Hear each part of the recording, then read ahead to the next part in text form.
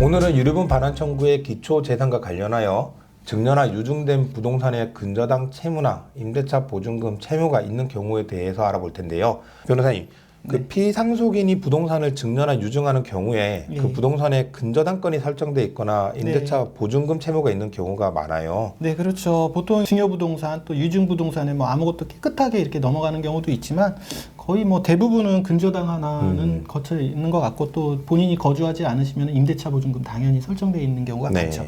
이 명확하게 근저당 채무나 임대차 보증금 채무를 함께 증여, 유증한다는 내용을 넣으면 이를 받는 쪽에서 부담하게 될 테니까 문제가 없는데 현실적으로 그런 경우가 많지 않잖아요. 그렇죠. 보통 이제 채무까지 부담한다라고 하면 아예 이제 부담부 증여라고 해가지고 뭐 세무적으로도 이점이 있으니까 명확하게 부담부 증여로 하는 경우는 문제가 안 되는데 그렇게 안 되는 경우에는 문제가 좀 발생을 하죠. 크게 이제 상속재산 분할과 뭐 유류분으로 나눠서 좀 살펴볼 필요가 있을 것 같습니다. 네, 상속재산 분할과 관련해서는 이 근저당 채무나 임대차 보증금 채무가 상속 채무에 속하는 거죠? 그렇죠. 예, 말씀하신 대로 이는 이제 상속 채무에 적극재산이 아니라 상속 채무에 해당이 되고요.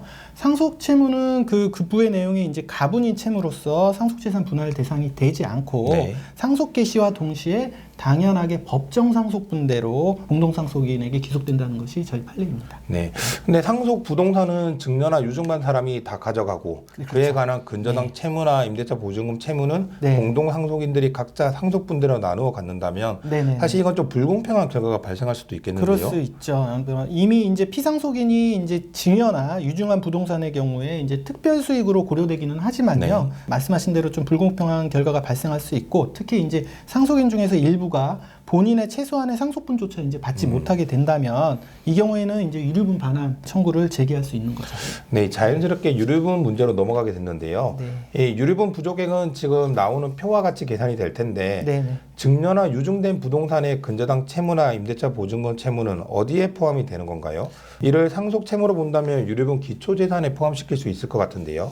말씀하신 대로 이를 이제 단순하게 이제 상속 채무로 이제 본다면 그 유류분 기초재산을 산정할 때 그 채무만큼을 공제하고 계산을 해야 이제 공평하겠죠. 그래서 그런 식으로 이제 계산이 되고 있습니다. 다만 그 피상속인이 명확하게 근저당 임대차 보증금 채무를 그 수증자나 수유자에게 부담시킨다는 그 약정은 없다 하더라도 우리 대법원은 그 아까 말씀하신 그 불공평한 그런 취지를 인정을 해서 유언자가 이제 인차권 또는 근저당권이 설정된 목적물을 특정 유증했다면 어떤 특별한 사정이 없는 한 그 유증을 받은 자가 그 임대차 보증금 또는 그 피담보 채무를 근저당권 피담보 채무를 인수할 것을 부담으로 이제 정하여 유증하였다고 그렇게 해석할 수 있다고 이렇게 판시하고 있습니다. 네, 그러니까 대법원 판례에 따르면 명시적으로 부담부 증여나 유증을 하지 않았다 하더라도 근저당이나 임대차가 설정되어 있는 부동산을 증여나 유증했다면 특별한 사정이 없는 한 그 채무 역시 같이 준 거다. 라고 볼 수 있다는 거네요. 그래서 그 대법원 판례의 이제 해석에 의하면은 유류분 반환 청구에서 그 증여나 유증을 받은 그 부동산 가액에서 임대차 보증금이나